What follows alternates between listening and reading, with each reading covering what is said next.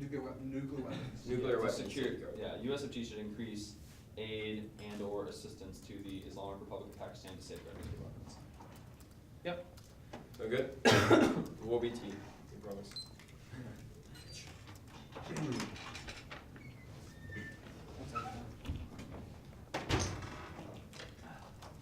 Cool.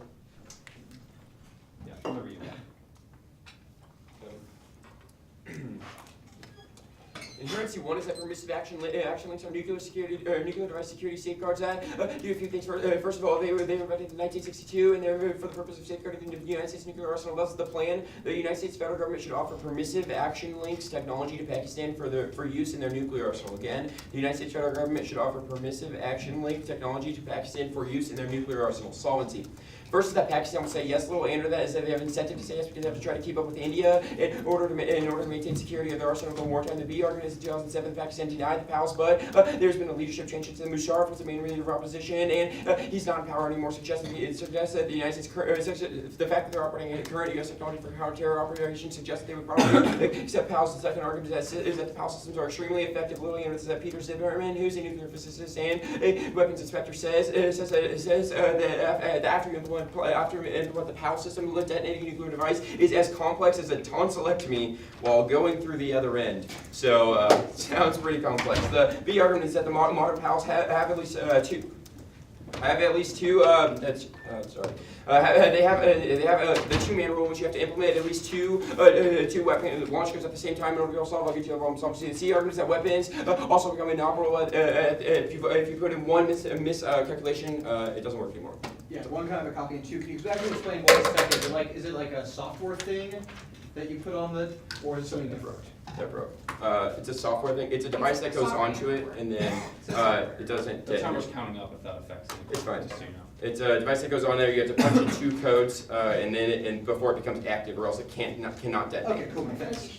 Yeah. Advantage 1 is nuclear non-state actors. The inherent uniqueness is that Pakistan weapons in the arsenal are unstable and status quo. 1 is in August, militants attacked the Munaris Air Force Base installation, which is roughly 25 miles northwest of the capital, where there are over 100 nuclear weapons almost overrun the facility, which would have listed all of them. The second argument is according to the National Journal, Al-Qaeda said that if it got the bomb, it would use it on the United States. The third argument is the increasing capacity of the Pakistan arsenal. Proliferation now means it's maybe more likely is that satellite imagery shows that there's been developed at the Khrushchev nuclear facility. The B argument is that also Paul Brennan, nuclear security expert, said that they're building 3 new nuclear production facilities. The C argument is also Pakistan arsenal has doubled in 2011. It grew from 60 to 110 nuclear weapons in production, saying they could get up to 150 by 2015. The fourth argument is that Pakistan is also at high risk of collapse, meaning that all of those nuclear weapons could be lost. Why? Because subpoint A is that there's a risk of multiple civil wars between northwest and southwest and northeast Pakistan could split the entire country and have solvency. The plan resolves the detonation of hallucinations. 1 is that you should have from solvency. The PAL system is extremely ineffective. Little and this solves radioactive detonation because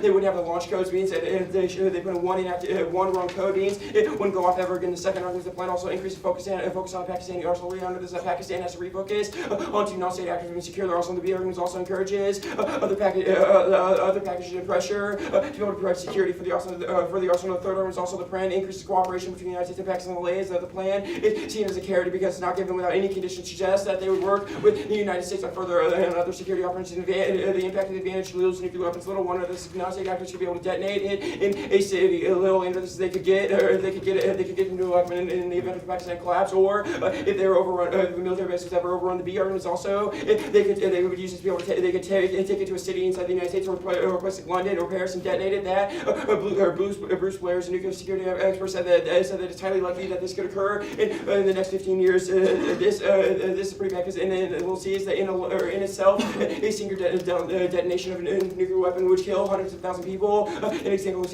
Hiroshima and Nagasaki. The D argument also means that it will lead to United States global retaliation on a terrorist attack. 9/11 proves means the United States will shall conventionally kill millions of people all around the world. Advantage 2 is an arms race.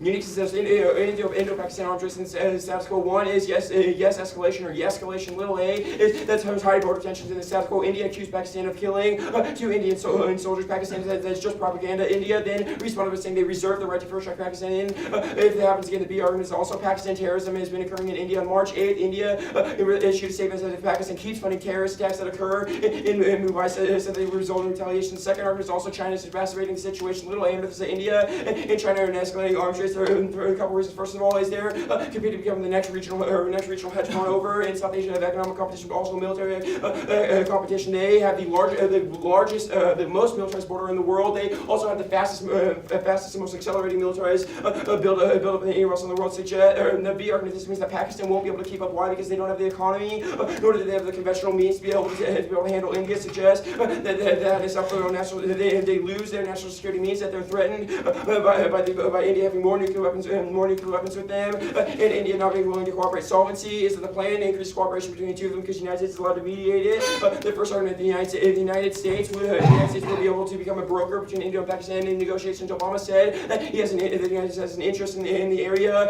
and the plan would be seen as a carrot that would increase confidence between India and Pakistan. Means he could negotiate. In the table, the second arm would also decrease the likelihood of miscalculation because they would have the pals on the nuclear weapons. The third arm is also pals ensure security means that in time of crisis, it would take much more longer more time to think about it before they actually detonate a weapon. The impacts of the Indo-Pakistan war would cause extinction. Little wonder the Indian officials have said that have already told Kashmir residents to prepare for war. The second arm is that India could push a crisis that would lead with Pakistan with this would create crisis instability. Also, India's NFU is extremely unfirm because they've already presented it in the event of CBW's attacks. The third argument is also high risk of miscalculation on both parts, especially Pakistan, because Pakistan's first command and control system means that without two people having to put in the launch codes, rogue commanders could be able to launch nuclear weapons in the event of a war. Also, they have removable red lines, which means you don't know what's going to happen. Also, blips on the radar suggest that there could be hair trigger alert and launch in the first launch. That could be and those blips would be triggered by conventional war, which would be really bad. Also, the last argument would be this nuclear war would cause extinction. Because they would hit cities. Because Pakistan wouldn't be able to take out all of India's arsenal. Means that they would aim for cities. That since it up in the air goes around the trade winds, it means it blocks out all food, causes a nuclear winter, and we all die. But also the biodiversity collapse because Indian Ocean is right there. Contains 25% of the world's biodiversity. All the nuclear radio fallout will go into the ocean, kill all the species. It's like a rivets out of an airplane. And it's pretty bad. I have 20 seconds left. Do you want this back? Yeah, and also, do you want this? I would like, we can trade. Sorry, that just stopped. You're good. In the middle, right? I can make it work again. I got it. Okay. Figured you wanted your currency flow back. Yeah. We do, thank you so much. Some teams So many like distractions. literally won't come back to us. Feel the text. Give it to you. Get it. We'll go advantage 1 on top, Okay. advantage 2, and 2 up on bottom. Do I need my solvency page or not at all? No, actually. Okay. We bet this text solves. What? So we bet this text solves. We'll toss that out there. Okay. Advantage 1, advantage 2, solvency. Or I mean, then 2 off. Yes. Let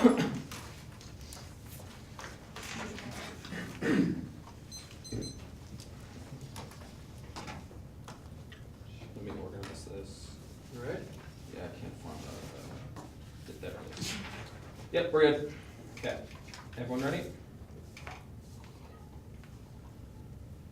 On advantage 1, first argument, this task force holds 100% disadvantage because Pakistan's military considers the nuclear weapons to be the crown jewel of the military, which would be a reason why they would always want to increase security domestically as opposed to allowing the U.S. to do it, which would be a reason why they've already increased security in status quo. 2 is the status quo assaults because Pakistan's nuclear security forces highly organized strategic plan, the division which appears to function as a separate branch of the military is committed to nuclear security. Is actually one of the highest rated organizations in Pakistan in terms of efficiency and anti-corruption, indicates they have assault with the affirmative. Now 3 is status quo assaults is even Pakistan's biggest enemy think they have strong nuclear security because India's top general actually said that they were really impressed by Pakistan's nuclear security and Tyagi Farmer. That's the guy's name. Yeah, Tyagi Farmer is his name, and he is the chief of staff of the Indian Air Force. Actually said that their 99% security. The status quo indicates that absolutely no risk of proliferation. Right now, 4 is going to be status quo assaults because post 9/11 Pakistan actually massively revamped their nuclear policy to increase procedurals and technology for weapon safeguards. Additionally, created a new division of the SPD, which established a Western style monitoring system for nuclear weapons. Indicates they appear to have this technology. The status quo 6 that Pakistan has created and the accountability system that's modeled off of U.S. labs. And procedures indicates they've already modeled our entire nuclear security system, which would be a reason why there is absolutely no risk to this. 7 is Pakistan. Pakistan. What is this? Pakistan uses. Okay, yeah. Next is going to be the status assaults of Pakistan added 8,000 soldiers to for nuclear weapon security, and uniquely right now, which would be a reason why there is no risk of loss to actors getting it. Next arm is Pakistan monitors all their soldiers who were new nuclear weapons. The SPD looks for any ties to extremists before they even allow them use the nuclear weapons. Indicates there's absolutely no risk of the next arm is going to be the U.S. already provided Pakistan a big new security package. package in 2008 and probably just getting the technology. The next arm is going to be no pass because Al-Qaeda can actually launch nuclear weapons. They would literally have to take the entire launch system and the launch codes, which is literally impossible. Additionally, we would say a dirty bomb is possible as well because it would literally kill you from uranium poison within a couple of hours. Indicates there's no way that they could actually even get near the United States presence or India even, which would be a reason why there is absolutely no risk of disadvantage. Let's go to advantage 2. One is knowing because India and Pakistan tensions are exceptionally low right now. This Pakistan and India are actually working towards dialogue and a memorandum on cybersecurity defenses, which indicates they are going to put up their own offensive capabilities in terms of new technology in order to increase stability and decrease tensions. Means that they will never compromise on any of the conflicts you talk about too. Is none because India actually signed the NPTE, which would be a reason why they will never engage in any sort of proliferation of threes in Pakistan period not because there have been 3 Indo-Pak wars that have not led to the deployment of nuclear weapons. Indicates there's absolutely no risk of the impact of this scenario. Of course, the U.S. back channels will solve because during every time that India or Pakistan thought about nuclear weapons, just use their diplomatic back channel to convince their politicians not to do this. It should be a reason that there's absolutely no risk of disadvantage. 5 is turn the plan will actually anger India because they'll think that we are holding out on all the awesome nuclear technology you have, which would mean that they'd be far more likely to actually fear a decrease in U.S. support. This would always cause India to want to become more military aggressive towards Pakistan, which would trigger your impact infinitely faster. The next arm is turn. That plan will justify Pakistani first strike because they're going to fear that we were establishing a kill switch, and that this is actually secretly a kill switch technology where we could press one button and shut down their entire nuclear program, which would be a reason why they will have to first strike now before, if they ever want to, before the U.S. can actually shut down the nuclear program. The next is going to be determined that this will kill U.S.-Pakistani relations, which will undercut our ability to solve for conflict in India. The ace point is the Pakistan believes that weapons are secured the status quo, but they're worried about U.S. intervention. Pakistani General Kayani actually said that he believes that Abbottabad was a dry run to take Pakistani nuclear weapons and actually practice this. However, they are actually cooperating with the United States in the status quo. The beast point of the plan would cause Pakistan to worry that the U.S. is going to steal the nuclear technology. They would think that this is going to be the first step in a long string of policies designed to decrease their own nuclear security and nuclear sovereignty, which would be a reason why they will agree with the United States to cease the points. Pakistan will respond by not only will kick out the U.S. intelligence officers of Pakistan, which are absolutely key to determining what Pakistan's internal policies are on the way in which the government is about to operate the peace points. This will ensure the U.S. will not have the ability to prevent Pakistan from attacking India or prevent Pakistan from launching nuclear weapons. Indicates your scenario becomes much more likely in the world of this. Let's go to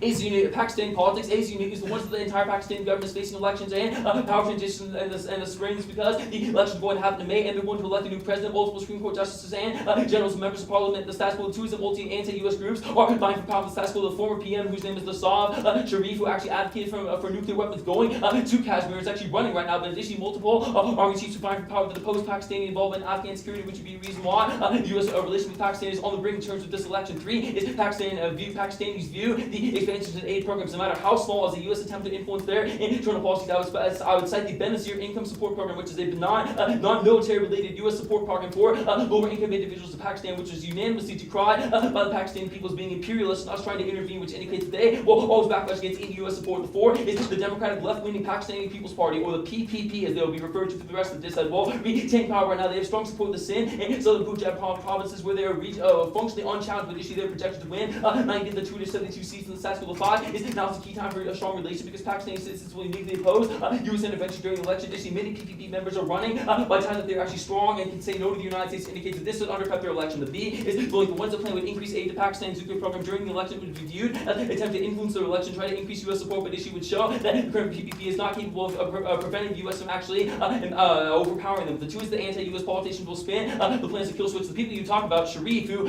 spun it as bad in the past, is now running again, which means he'll probably absolutely swing this due, demonize the PPP. The C is the internal. The 1 is any perception of U.S. interference in Pakistan nuclear weapons program would cause immediate backlash because 69% of Pakistani people think the U.S. is an enemy, according to the Pew Research poll. Additionally, the nuclear program is the crown jewel of the Pakistani people, which while they would never want to lose. The 2 is this would lead to an anti-U.S. coalition. Forming argument is that this will mean the people get kicked out of power, and the people that will replace them all will be uniquely anti-United States. I would uniquely cite that many politicians support Pakistan pulling out of their security commitments to Afghanistan. Currently, the U.S. is withdrawing from Afghanistan gradually, and Pakistan has plans to fill the void. However, they will no longer be able to do this in a world in which these people get in the power of the DZ internal and the DZ ambassador. Get the bottom. The 1 is the establish a turn case to ace points with an increase Pakistani proliferation because they would no longer be cooperating, but rather we'll start working with the extremist groups instead, which increase the proliferation too. Remember, the beast point is Sharif is actually the one who wanted to move these nuclear weapons into Kashmir in the first place. Indicates it would be much more likely India would freak out. The second argument going to be that this would increase the Taliban in Afghanistan, which have impacts that ace points would lead to increased rape and dehumanization because the Taliban is really known for that, which would be an independent reason to vote against it. But the beast point as the Taliban would just use things like bioweapons, which they're developing right now. The only reason we are actually stopping them right now is because we have U.S. troops there to like stop that development, which means that this will always happen to kill millions of people. Counterplan text. We have to counterplan text. Yeah. The USFG should offer After the counterplan. USFG should offer India permissive action Permissive. linked technology for the nuclear arsenal. So do the plan, but with India. Your question. Wait, hang on.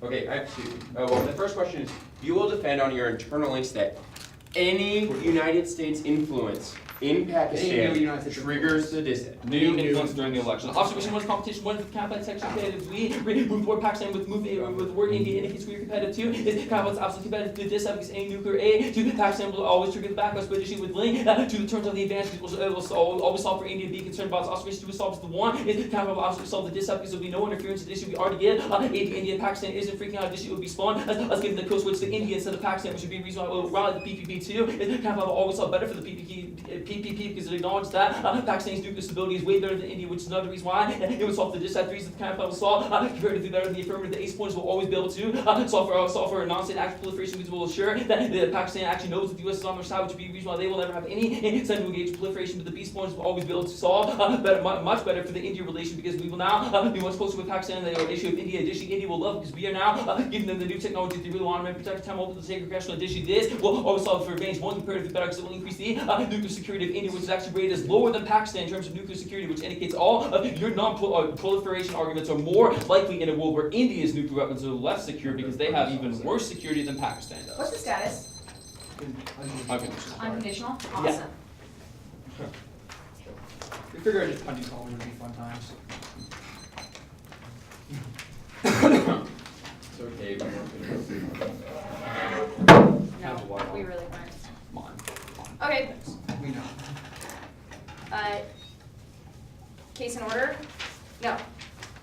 Yeah, case in order, counterplan, disad. Do I need the solvency arguments?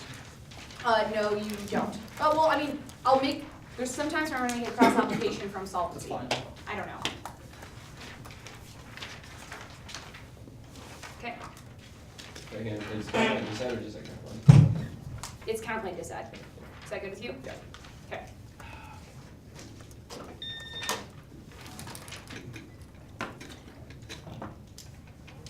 Everybody ready? Yep. Their first purpose is Pakistan relations higher right now because of cybersecurity. That means they're agreeing on what? They're agreeing on one thing. They're not agreeing on whether or not they're terrorists in the region that are going to launch a non-state action attack. That's what India's most afraid of in the status quo, and something that doesn't interact with Pakistan government specifically. They say no, like they side non-proliferation treaty. First of all, it probably takes out the impact or disadvantage. This is Pakistan will proliferate, but second of all, lots of people who signed the non-proliferation treaty and still continue to proliferate.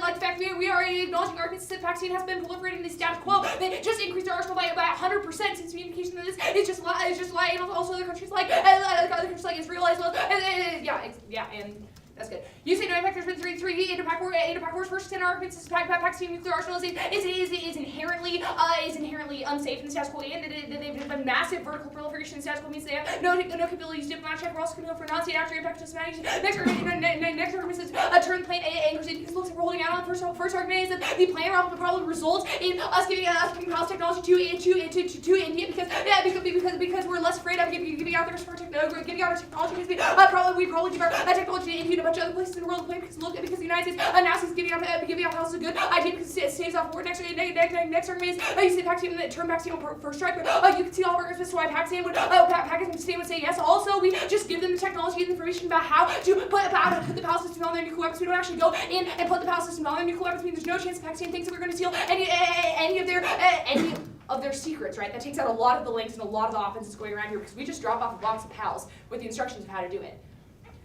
Houston kills the United States Pakistan relations. First of all, this definitely links to the counterplan because the United States, it looks like your counterplan looks like the United States favoring India over Pakistan, trying to offer them military aid when they've just when they've been trying to come to the diplomatic table and status quo. You say Pakistan is worried about United States intervention. This is obviously non-unique. This argument will get extended all across. We do massive drone drills in Pakistan and status quo with the government, also against the government. We also from 2002 to 2007 extended its massive package for modernizing their nuclear arsenal that included a ton of different modernizations. When the United States has been intervening in status quo, the only thing that we haven't done is increase PALs. What? No, you're good. Good. Am I on advantage 2 or advantage 1? That was advantage 2. That was advantage 2. Yeah, I sorry. got these fucking. Hey, go. That's okay. Go to yeah, that's fine. You can consider across the entire advantage system mass escalation status quo means try or die for the affirmative permutation and the impact events on go to advantage 1 first in the for they since status quo solves for a couple reasons. First argument that they say I got these backwards. You're That fine, sucks. just You see Pakistan nuclear weapons are good. Look, group all their arguments. That's why Pakistan nuclear weapons are good in the status quo. First argument is our uniqueness subsumes this. We acknowledge that we've been in the mass modernization technology in status quo that's still not working because they're doing things like blow because Nazi actors doing things like blowing up bases and because North Korea's proliferating so rapidly right now. It's the United States doesn't have the time to respond to the modernization programs which happen about once every 3 years means that there is always a vulnerable nuclear weapons, vulnerable nuclear materials in the status quo means Pal's essential to solve these things. It's the one thing the United States hasn't been able to give them in status quo. Is that good? For the whole advantage. What? No. Yeah, no, I know. Go. Yeah, You say the United States provided package to 2008. Yeah, our unique subsumes the United States necessarily decrease the chance of miscalculation because although we provide modernization, all that does make their nuclear weapons better, didn't make them safer. The Pals technology forces two people to have to integrate at the same time, and also solves things like the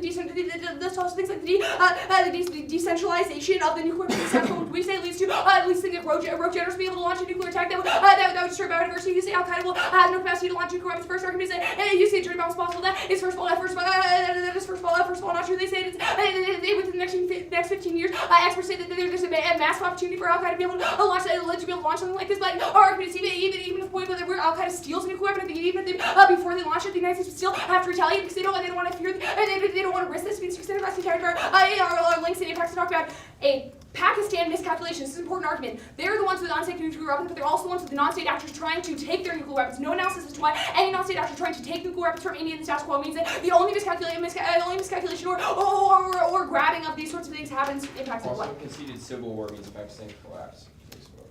They also conceded arguments as to the civil war makes Pakistan collapse and status quo means try after the affirmative go to the kind of thing. No. No. I get a question of constructive, right?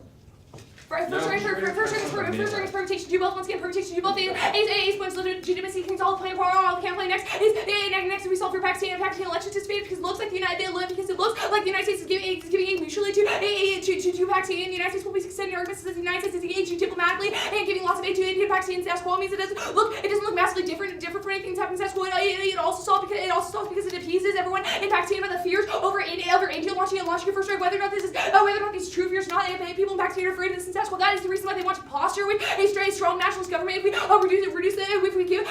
in to Palestinians, Pakistan doesn't need to posture with any sort of nationalist government. The next term is you obviously link to politics for the United States goes on giving into something that Indian modernization Pakistan is now in successful freaks. Pakistan is already worried about not being as modernized as it means to the hardliner government in order to have the capacity to fight back against the United States and against India. You also don't solve for advantage 1. We highlight all you don't solve for advantage 1. You say it's nuke security in your world of your plan.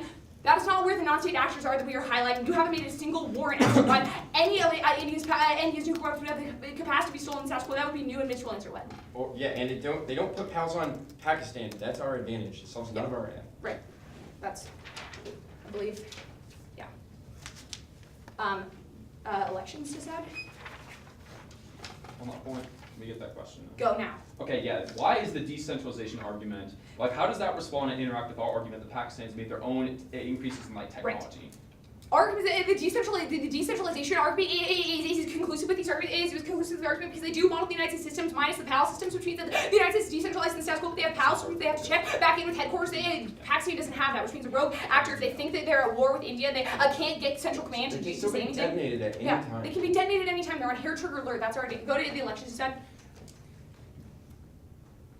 First argument is there's no chance the PPP is going to win in status quo. First of all, 72% of Pakistani said that things were better under Musharraf leadership, which is the conservative leadership. And next argument is the Pakistani anti-corruption cleric legitimately said he would boycott the election because he knows that the election is already so fraudulent. And there's no chance for Iran, who is the PPP leader, to have any capacity to win. Means any capacity to win means no chance that you're unique to actually happen. The next argument is a turn. Our plane makes the PPP look like major bosses because it looks like the United States to give them technology without actually coming into their country. It makes next argument is solves for fraud because it puts spotlight on Pakistan and the international region. Go down to their impact level. First argument is that your argument of proliferation proves that NPT is not real. You also don't have any warrant for this argument about the Taliban would increase power. No correlation between the PNTN, I think, it's opposition group, and the Taliban. That would be new extrapolation. Go back up to the link level. First argument is no link sent across all of our arguments about the mass amounts of drones, mass amounts of nuclear modernization that's been happening for fucking 10 years. The United States has been working with Pakistan for the last 10 years about our nuclear arsenal. Sorry, TV. We're working for the last 10 years about our nuclear arsenal. Means there's no significant change. They will say they'll spin it as a bad kill switch, but there's been many elections that have happened during this time. No, yeah, it's not new age. It looks like it's in line with our current past policies. If anything, it just looks good because we're accepting something new. Politics. Counterplan. Advantage 1, advantage 2. Cool. A little bit of an overview on the politics story. So on top. Yeah, I guess the overview would be on top of it. That does make sense. You don't need to repeat there. And just so we're clear, I flowed her answers to advantage 2 and advantage 2. Yeah, I'm sorry. Yeah. Well, everyone else clear on that? Yeah. I just want to make sure this debate doesn't get out of hand. That gets faster really fast. Due to one meeting, just take a Miranda's part, which was no big deal. All right, cool. I'm the only one. That's a minor mistake. I just want to make sure we rest of us don't fuck ourselves. All right. On Pakistan, listen, we were reading an overview about how, yes, they might not have widespread support, but is enough support to get a unified base. The rest of the fact, the parliamentary election happened in Pakistan, which there's a high likelihood that this election process it does not matter that some people are backlashing. Our arguments, they have regions, they're arguing against the Bazaar region and the Southern Punjab. Punjab region. Both these regions are areas where they're unchallenged. The reason why they get a polarity in the parliament. And it gets a high likelihood that they're not unique scenarios don't flush with our story. Math number 3, unique scenario probably indicates this. Our story is based on the question of new aid. Our argument specifically that there's a correlation between we give new aid and that is seen as the U.S. trying to buy elections. We also have a secondary link scenario, which is probably just true, which is that seems like a kill switch. Listen, the reason why they rejected this in the past was the fact it seemed like a kill switch. They're arguing the technology just dropped the door, but the technology comes from the United States federal government, and they're worried that we're trying to take charge of the nuclear arsenal. Probably think it's a high likelihood these arguments are just true on the line by debate. Their first argument is not unique, so 70% of Pakistanis refers to the previous leader. We have a couple of responses back to it. First, I say the example that those parties who currently fragment the status quo, which is their ultimate risk right now, the status quo would form a coalition against the PPP. We'd also say the example that we isolate specific regions that the PPP has widespread support. Those arguments all go our favor and go contest. Even if you would argue that 70% of the population supports the previous leader, that the one doesn't ask the question about the current candidates running. Plus 70% of the United States population for David George W. Bush. It didn't mean anything to the United States election, right? That argument probably means the previous leader means nothing because it means nothing to the basic candidates they're running now. Additionally, we'd also I say the example that part of Pakistan politics is questions of rural versus urban. They're not coming to terms with the fact that we're winning arguments how large our large population centers have favored the PPP in the status quo. It's a high likelihood there's a chance they would win now. So it's clear not the voting population. It's also clear not the voting population. The next argument is Muslim cleric came on against.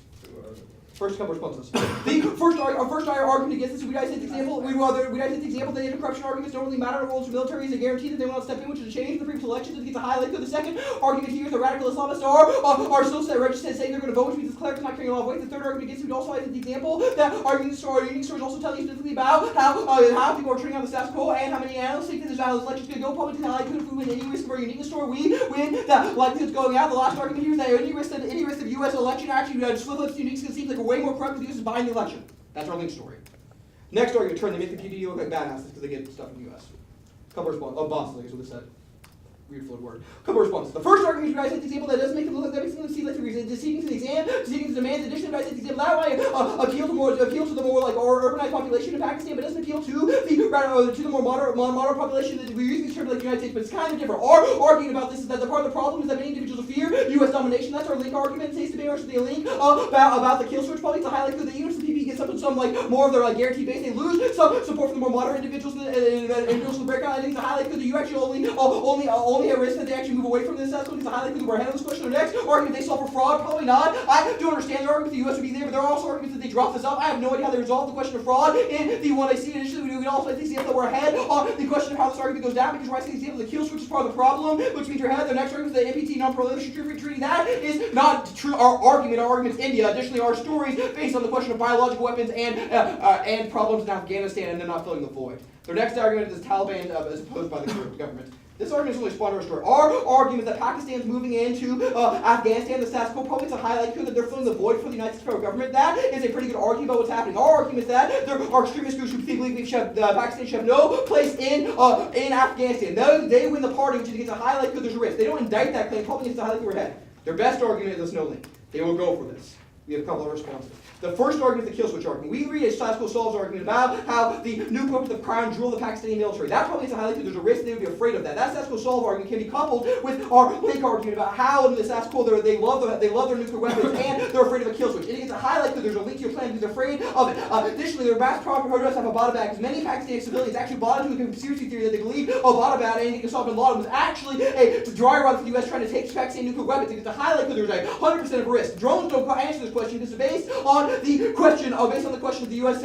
Intervening on their weapons. Their next argument is what? Many elections should have caused. Their next argument is many elections should have caused this. No, because Pakistan rejected them. We're granting them they say yes. Our argument is that once they say yes, the problem then becomes how the election flushes out in our direction.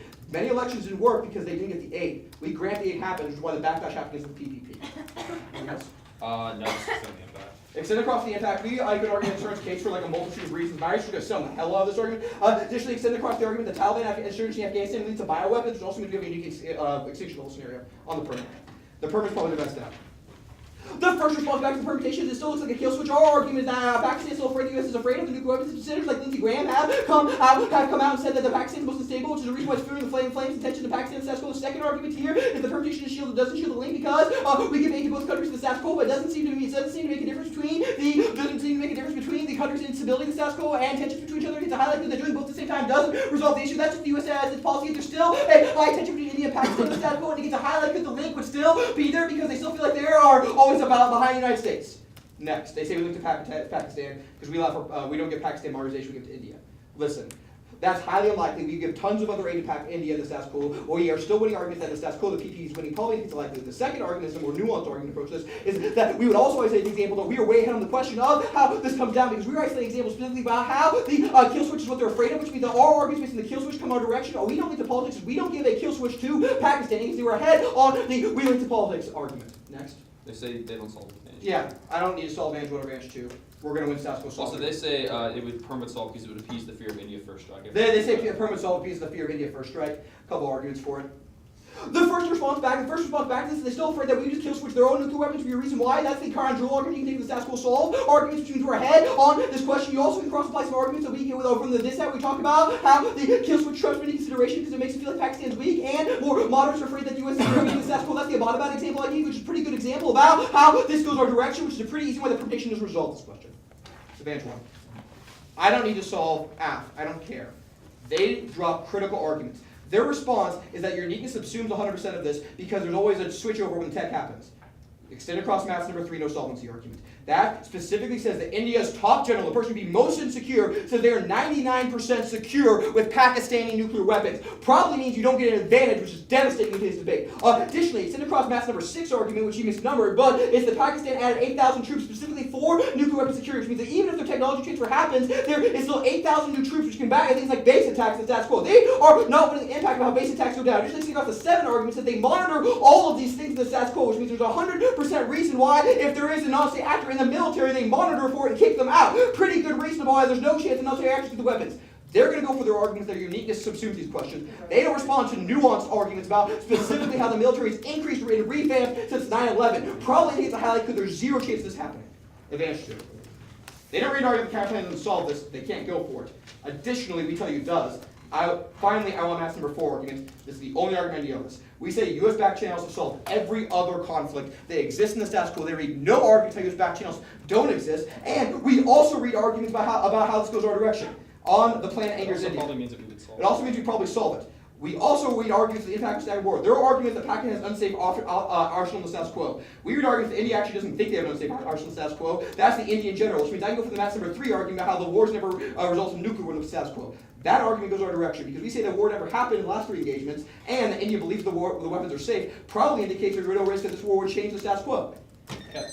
It will be a flowed overview on top, followed by advantage 2, the Pakistani politics disad, advantage 1 in the counterplan.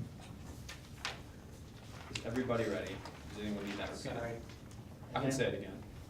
Float overview, advantage 2, Pakistani politics dissad, advantage 1, and the counterpoint. Okay. Is everyone good?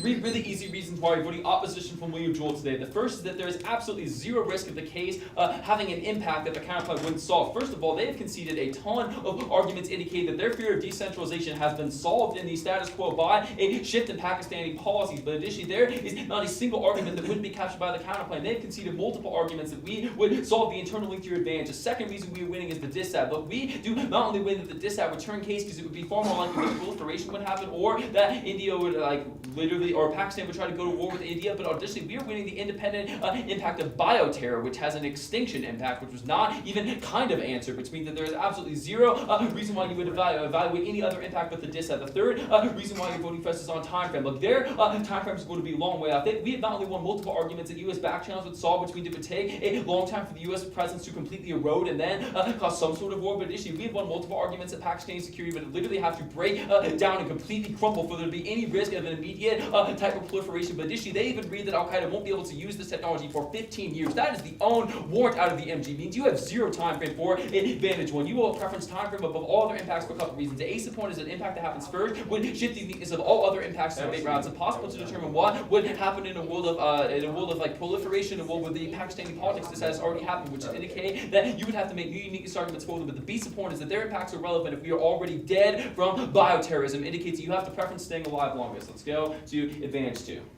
Extending the U.S. back channel solves argument is absolutely devastating, and not only means that there is absolutely zero risk of Pakistan and India going to war, but it additionally would probably take out a large portion of advantage 1 because it would mean that the U.S. back channel would be able to solve for Pakistani security and get them to get in line, which would be a reason why there is absolutely zero risk of case. You should not have conceded that argument on Bly. I told Kyle to extend it to advantage 1 as well. Let's go to Pakistan politics.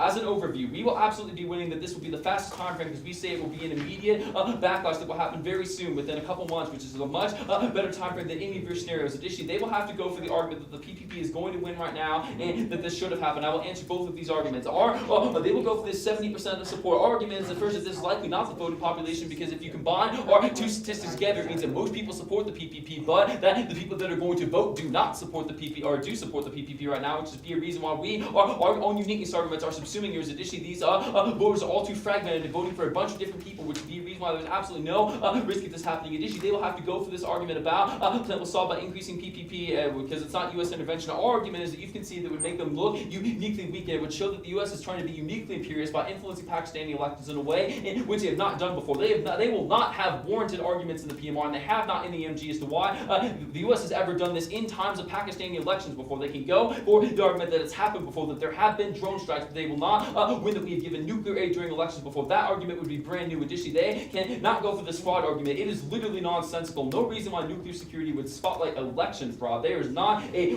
warrant for this in the MG. Any risk of the dissad means you vote because there's no risk of case. Advantage 1, we are well ahead on the argument that the U.S. back channel will solve for it, but we've won multiple arguments that India's top general says Pakistani nuclear weapons are freaking secure right now, and that Pakistani troops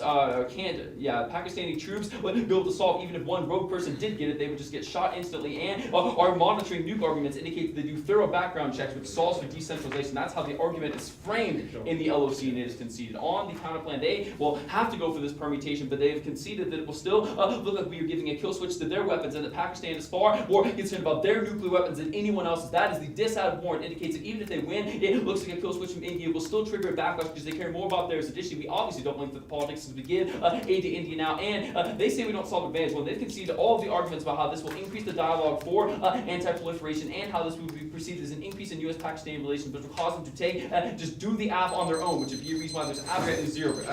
There will be an overview, advantage 2, advantage 1, the counterplan, and the dissad. And when I get to the dissad, I will begin with his overview, with the MO overview. Will you repeat it again? Yeah. Advantage 2, advantage 1, the counterplan, and then they dissad, and I will begin with the overview and then go back to the line by line progress. Cool. And I will have an overview after advantage 2. Just more.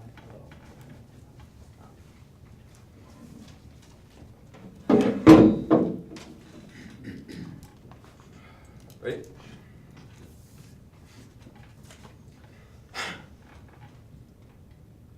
Advantage 2 not going forward. Said 2 strategic concessions. The first argument MO makes that there's no nuclear war going to happen, and no nuclear war in Pakistan never going to happen because it hasn't happened in the score going to appear to said. Also, they've made the argument that there's back channels between two of them means it's never going to happen. This takes out their impact to their disad, which is using CBWs and lash out. Their case impact defense is the two of them will never go to war. Their impact is that there will be lash out. This at least is mitigating defense. But even if that's not true, I'll go to the overview now and explain why advantage 1 outweighs advantage 2. They say diplomatic channels solve advantage 1 though. Oh, no they don't. Okay, well, I'll answer. Diplomatic channels don't solve advantage 1 because our advantage is about loose nukes and non-state actors getting them, which, guess what? Guess who doesn't have diplomatic channels with non-state actors? None of those countries. Advantage, or overview. Massive likelihood of non-state actor collapse. The MO and the LC have made a damning concession. First of all, the likelihood of that there is a loose nukes in status quo is pretty high because they can see the Pakistan proliferating goes from 60 to 100 nuclear weapons, 110 nuclear weapons in 2011. Also, they can see it by 2015 go to 150 nuclear weapons. Suggests that the more nuclear weapons means that increasing probability of losing one of those. They've also conceded that a conventional war between India between impacts an what is it? I don't know. Civil. Oh, they've also that's what civil. They've also considered there's an internal civil war between Pakistan that's going to happen between northwest and south, or between northeast and southwest Pakistan. This is a PMC argument, also accepted by Miranda. All of their arguments indicative of a reason why the elections have fractured the status quo is indicative of the split. It means highly likely that would trigger loose Pakistan collapse. Also, highly likely that one of the militant attacks would occur. We've given you empirics on the side of reason why recent bases have been attacked that have over 100 nuclear weapons in them in the status quo suggests there's a risk of a non-state actor being able to get this line by line. They made an argument. India's top general is okay with it. That's fine. We're not going for an Indo-Pak war. Going for other arguments. All of your arguments are reason why India is 99% okay with Pakistan is indicative of India being okay, not indicative of them falling in the hands of a non-state actor. Next, they say they increase troops to 8,000. Guess what? Increasing troops by 8,000 is not going to be available to resolve a border conflict, especially when there are loose nuclear weapons, especially when there's a civil war in the country. Because probably means that those troops defect. It won't be able to solve back. Last argument they say that there's monitors by the NSA in the they were monitoring non-state actors in the military. Now, first of all, is always a way to slip in examples. This is the reason why how non-state actors get through borders. The second argument is also we don't even need this to win because a civil war would result in collapse and also loose nuclear weapons. Rogue military generals suggest there's a highly likelihood you conceded this causes. So the argument that they've added 8,000 troops and that the SPD monitors the South Coast in yellow and is dropped by the MG. I don't think that's true. But hang on. So your PMR, your point of order is that the 8,000 troops are. And the SPD monitors things. Okay. Well, I haven't yellow and not respond to. I haven't made a new argument to answer your 8,000 troops. I've only contextualized what that means in a world of civil war, which you have conceded. So I think that contextualization is probably new in the PMR. She extends the argument that there is a civil war, which means that it's an argument in the MG that I am applying to your argument. It just says civil war, but I'm sure it's a panel. It's a PMC arg. She doesn't have to do much when you concede it. Also, I'll answer the non-state actor portion of it in the military now. Fine, that means that the always slip in argument doesn't count, but I'm still contextualizing the civil war. That means that we defect. That argument is not in. Ready? This means you've conceded 2 impacts versus have a single detonation will kill hundreds of thousands of people within its own city. That massively outweighs your disset of a CBW attack, as those are small and regional. Also, you concede the United States would retaliate globally. That in itself will kill hundreds of thousands of people. Means it's try or die for the affirmative to be able to resolve Pakistani loose nukes. Go to the counterpoint now. First of all, you can say the permutation probably resolves the link to your disset. Why? Because it shows the United States is working both of the pieces, the moderates that you talk about, in Pakistan, because it shows that the United States is working equally with both of them, which means it doesn't look like an incursion. You make an argument that just says it doesn't shield because there's not any aid. Now, all of the drone arguments obviously take out all of this. Also, you make the kill switch argument. First of all, you never actually got to the kill switch argument that you're extending everywhere on the case. You have conceded that Pakistan said yes you can see Pakistan said yes for a few reasons. First is Musharraf is no longer in power anymore, suggesting the new moderates that are controlling PPE would like the plan, which means you don't get any access into your link arguments. Also, you conceded that they have an incentive safety to be able to try to keep up means that you give no access into your framing issues. Also, the counterpoint doesn't solve any of the loose nukes advantage, as per your own analysis, that you don't put PALs in Pakistan, which is key because there's a coming collapse of Pakistan that triggers the link. Overview on the dissent. They go for the kill switch argument. You can see the arguments I just made. You can see that they said yes because the PPP, or because Musharraf is not in power now, and the PPP is a new modern people that like them.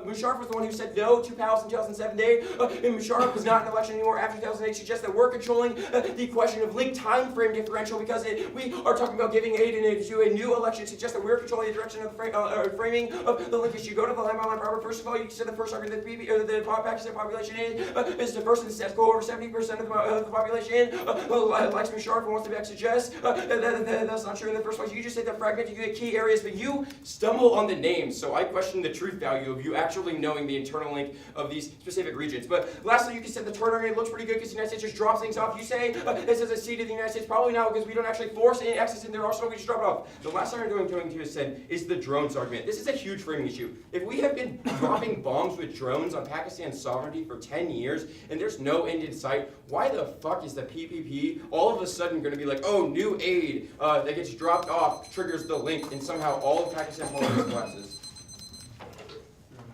Good.